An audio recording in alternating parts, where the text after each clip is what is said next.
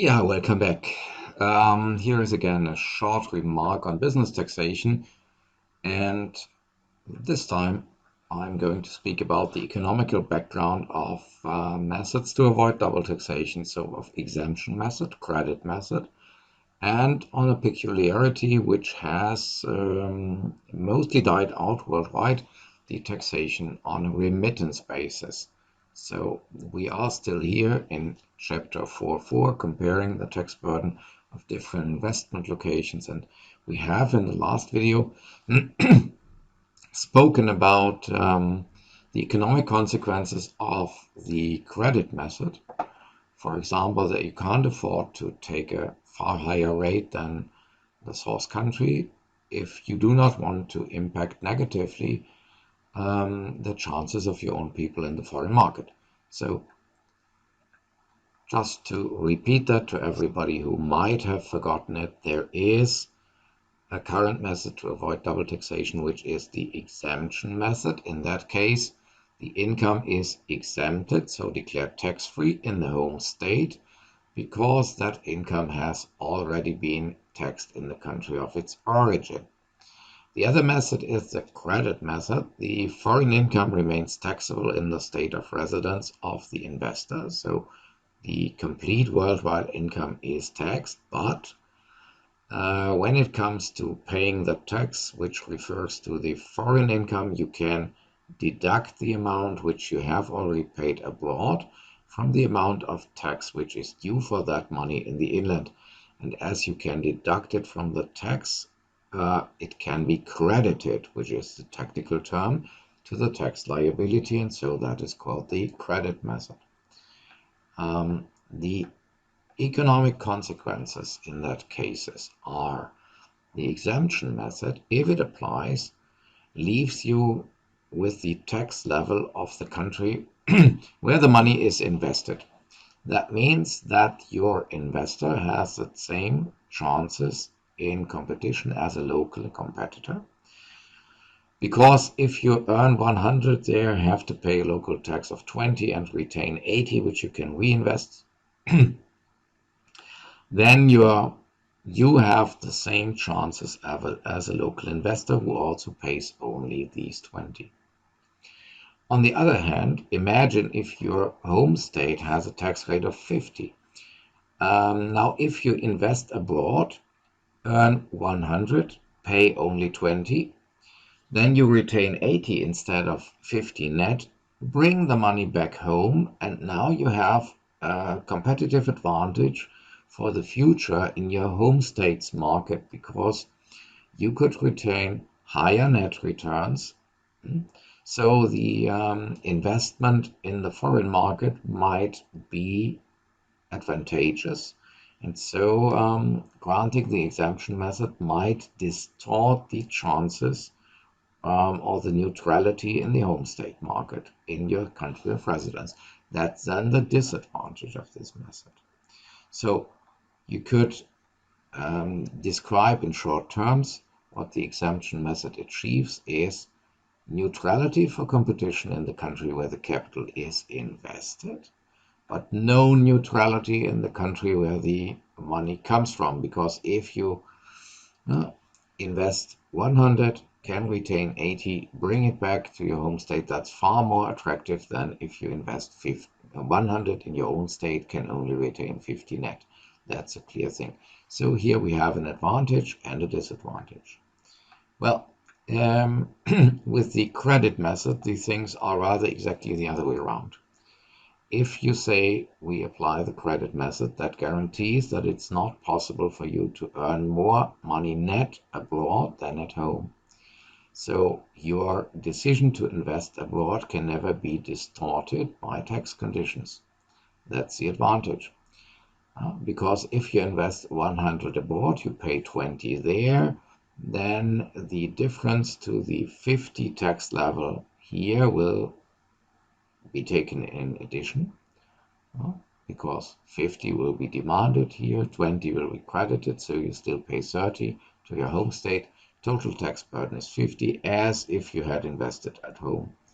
On the other hand, in such a case, where now your foreign income is always taxed at your home state tax level, you have a grave disadvantage in competition. Because if your local competitor earns 100, pays 20 as a tax, and can retain 80, that local competitor can reinvest the 80. You earn 100, pay 20 to the source country, pay the difference to the 50, so 30 to your home state. You end up with a total tax burden of 50. You only retain a net income of 50, and you can only reinvest 50. In the long run, that leads to very, very low chances for you. Now, this is the disadvantage of the credit method. Now one wonders how a country like England, in former times controlling a third of the earth or even more, I don't know, could ever decide to only apply the credit method to all worldwide income. Because that would imply, as I just told you, you either are forced to live with very low tax rates, nearly the lowest in the world, or to be only very, very lowly, by a very short extent, over the level of the other nations.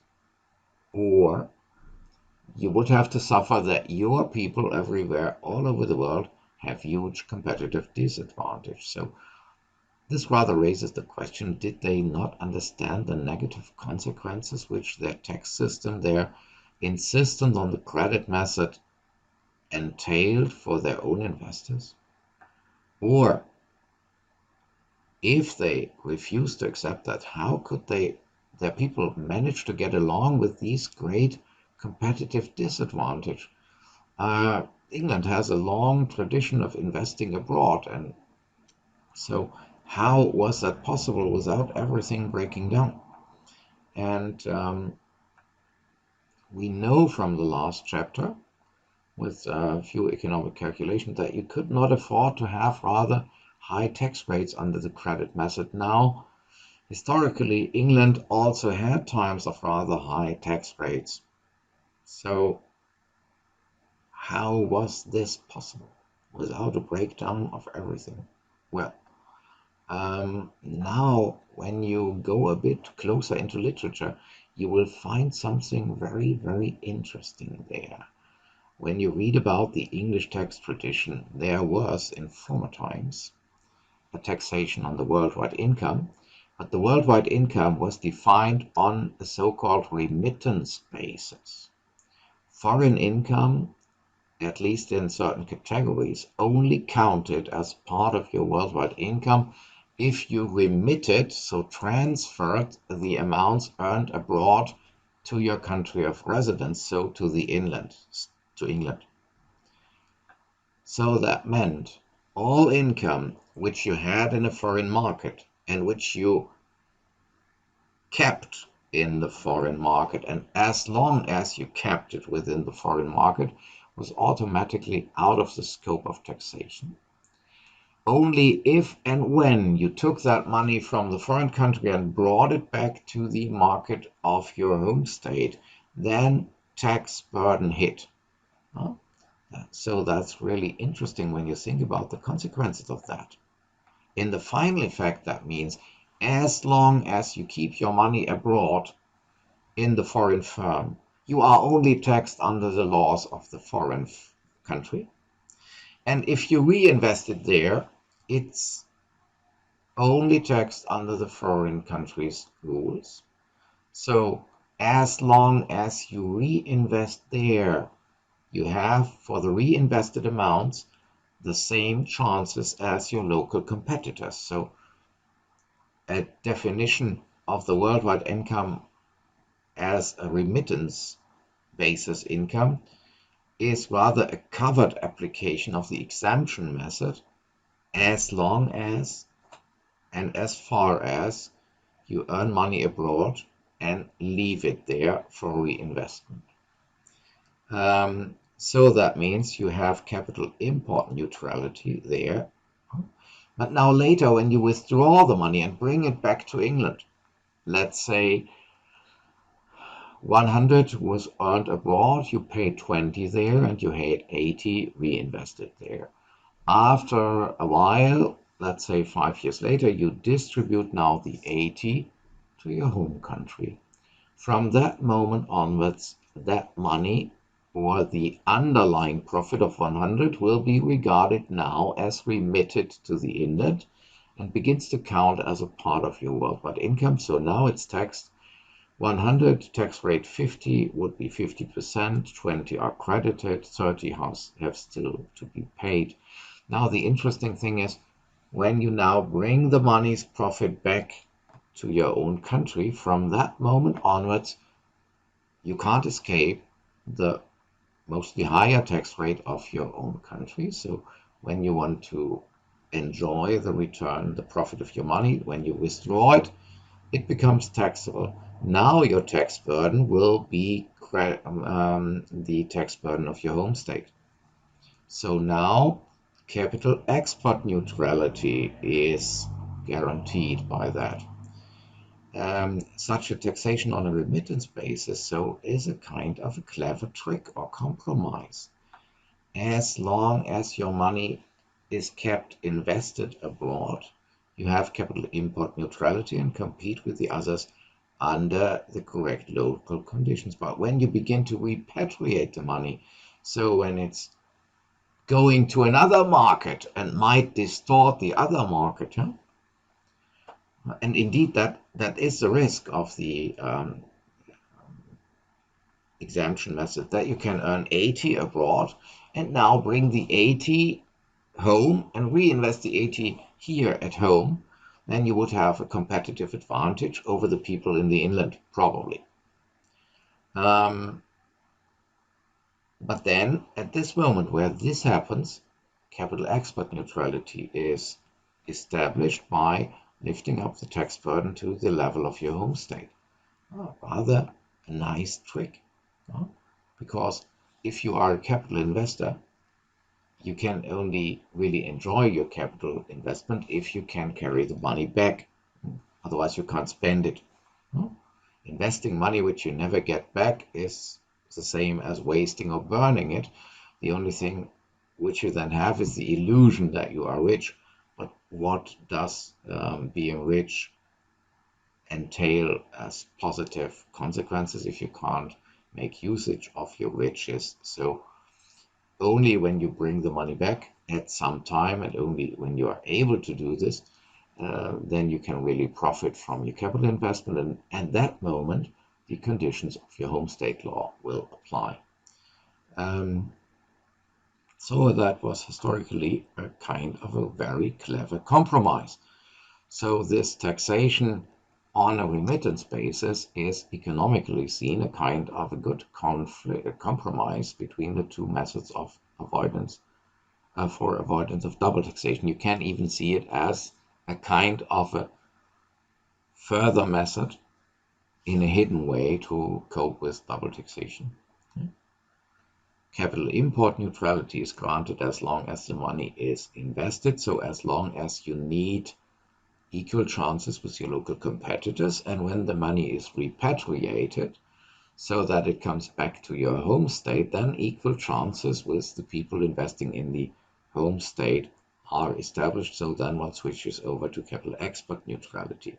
Rather an interesting trick and a good compromise.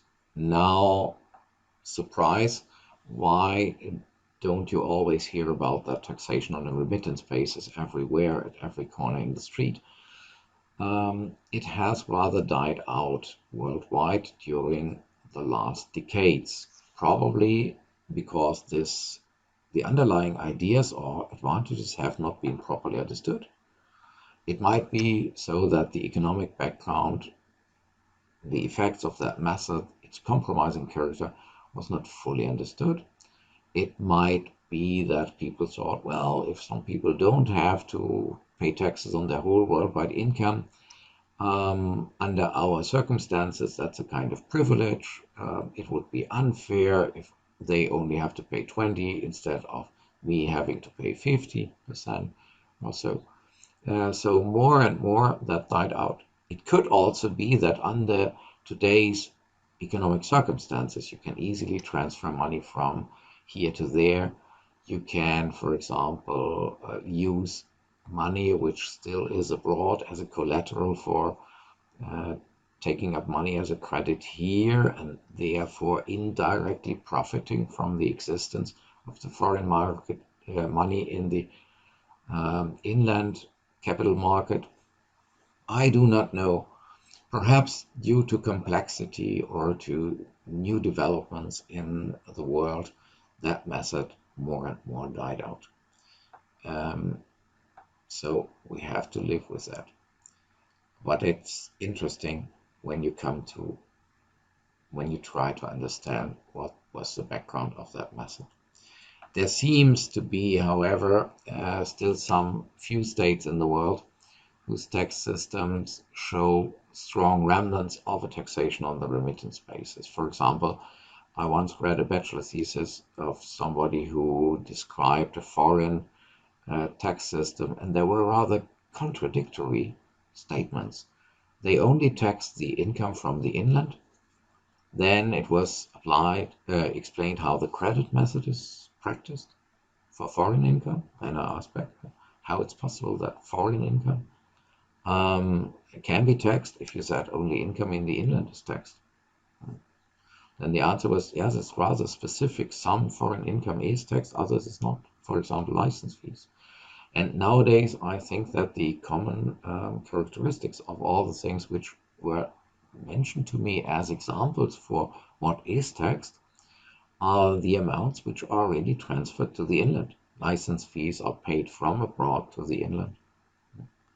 Dividends are paid from abroad to the inland, so they are remitted to the taxpayers inland. And so they would be included in the tax base. And I would have been strongly interested, if I had known that already at the time, to ask back, okay, is the historical background of that tax system, which sounds so confused, is that simply a taxation on a remittance basis? That might be the case, because the country which was described there was also a country which had been under English colonial influence for some decades, so that might explain that they had copied some basic ideas from the English in former times. And naturally, when the English abolish such ideas, it's not necessarily granted that other countries follow them immediately. Okay. Yeah, so to sum up, you can memorize there is the exemption method as well, an important method of for avoidance of double taxation. There is the credit method. By the way, these are the only methods which still are proposed by the OECD, so which are the favorites worldwide. And then there is indirectly never named really a method for the avoidance of double taxation, but effectively working as such, the taxation on a remittance basis combined with the credit method application in case of that foreign income becomes taxable. Okay, I just wanted to get rid of that small thing. I thought it fits into the contents which we discussed last time, and I would be happy if you show up again on the channel for another time soon. Thanks for watching. Enjoy the day, the week, or the month till we see each other again, and goodbye.